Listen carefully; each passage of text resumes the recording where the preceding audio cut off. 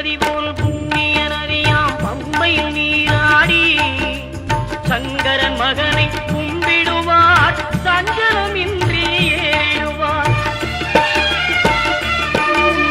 நீலிமலை ஏற்றம் சிவபாலனும் ஏற்றிடுவார். காலமெல்லாம் நமக்கே அருள்காவலராயிருப்பார். தேகபலம் தா பாதபலம் தா தேகபலம் தா பாதபலம் தா தேகபலம் தாய